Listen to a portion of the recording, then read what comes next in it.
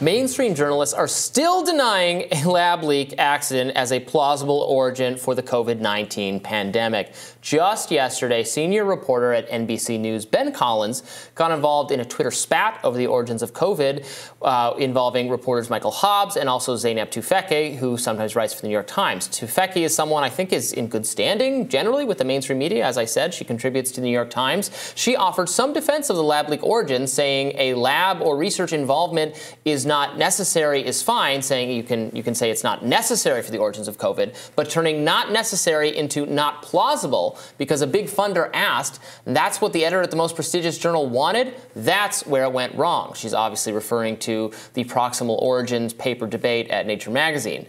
They seem to know this from the messages. Writer Michael Hobbs responded, saying, telling that the lab leak crowd has spent weeks litigating the editorial process behind a single article in Nature in March of 2020. Meanwhile, there's still no evidence for the lab leak and tons for zoonotic spillover. Finally, NBC reporter Ben Collins responded, the answer is we don't know, but the evidence points more towards zoonotic than lab leak. You can say China is covering this up, of course, but you're going down a sketchy Greenwaldian path, claiming this is some sort of media censorship thing. If anything, it's the opposite. Okay, so much to get into here, but he's saying it's conspiratorial, it's Greenwaldian, it's Glenn Greenwald, to say there's any media censorship thing going on. Just earlier this week or end of last week, we got more, Wall Street Journal got more Facebook internal emails where at the highest levels of Facebook they're saying, why are we censoring content about the lab leak? It's because the Biden administration wants us to, and they've put pressure on us to. This is very bad. I don't know how you can straightforwardly say there was no media censorship angle here. Yeah, I just don't. It's not true. It's just blind. You have massive blinders on to ignore that. And I think it was Ryan Graham who pointed this out online in the middle of this kerfuffle, that referring to a statement that there is evidence for lab leak origin as Greenwaldian is exactly the kind of tacit suppression and media censorship, cordoning off areas of inquiry as beyond the pale and conspiratorial and Greenwaldian is exactly the kind of thing that people are complaining about in the first instance. Limiting the kinds of topics we're allowed to talk about, not on the basis of what the evidence actually is, but on some idea that you're associating with the wrong people, or if you believe this, then you're a bad person, or you're immoral, or you're quote-unquote killing people, as Biden said of Facebook as an institution, because of its failure to censor as much as apparently the administration would have liked.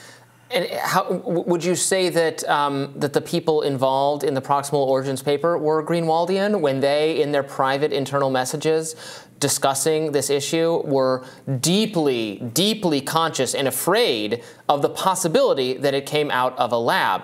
The proximal origins actual paper, what is increasingly been revealed is that the language got changed from a lab leak is not necessary to explain the outbreak of COVID, which that's accurate. It is certainly true. It could have arisen in nature.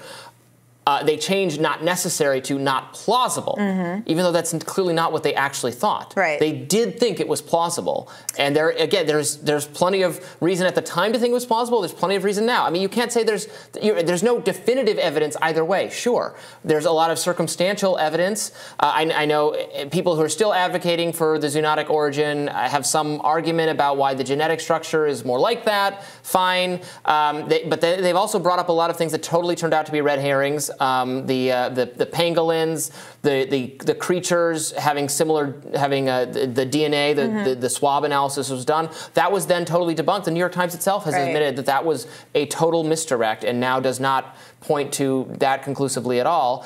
On the lab leak side, you have the findings of the Energy Department and the FBI. You have reporting done independently by Michael Schellenberger and also confirmed by the Wall Street Journal that the first 3 cases were the people doing that research at the lab. You have the cables between people at the lab and the Chinese government about concerns that something really bad happened. You have the lax safety standards. The bat lady, Xi Jinping, was concerned when it happened that she had done it. She had to check things. But Robby, Ben Collins says that the evidence is overwhelming that there was zoonotic origin. I should just shut me mouth, I guess. Well, if you have the same opinion as Glenn Greenwald, as a fact on its face that that must be the wrong opinion to have, because that's the kind of reactionary politics that these mainstream reporters have adopted without it seeing that that's exactly the problem. I don't know, really man. Bad. He does in a follow-up tweet to Zainab, he says, Zainab replies to him saying, Glenn living rent-free in your head is a weak way to think. The evidence does not point in either direction. It's all claims. I mean, I think that the evidence does point in one direction, but she's at least keeping an open mind about it. Ben Collins responds, but you do realize you have the exact same opinion on this as him, right? And his reasoning is the same as yours. Wait, if you have the same opinion as a Pulitzer Prize-winning journalist, that should be an indication that you're wrong? If Glenn Greenwald says the sky is blue, are you going to object on principle, lest you be described as Glenwaldian? Is that where we are? Yeah, I'm picking on Ben Collins. I want to talk about this because I consider him one of the very most reprehensible reporters in the mainstream media. And what he does is reason backwards. Glenn Greenwald must be wrong. Therefore, so now I'll go backward and I'll fit the story to reflect that reality. It's purely tribal. Whatever the handful of experts he has chosen are the ones he's listening to, because obviously the expert consensus here is all over the place. There are some experts who have looked at this very closely who think lab leak is more plausible, or it's an open question, including Zainab, as she's revealing there. Again, this is someone who writes for the New York Times. This is not a Greenwaldian figure, also, as she herself is acknowledging. She's very neutral. She's agnostic about it. She's just saying it's possible. Right. But the kinds of experts that the people at NBC and CNN relied on from the beginning had ruled this out in authoritarian terms, and they had insisted that if you were not ruling this out, you were part of a racist conspiracy theory. And then, I don't know that Ben Collins said this specifically, but Mehdi Hassan, for instance, said this. Then when the consensus shifted a little bit, he's saying, well, the reason we were ruling it out is because you people were all saying that the Chinese released this on purpose as a bioweapon. Like, no, we were not all saying that. I'm sure there are some people saying that. I don't think it was released. I guess you can't rule that possibility out either, but I don't think there's really any even circumstantial evidence that points to that. What we're saying is there is circumstantial evidence pointing to the lab leak. There's a lot of it at this point.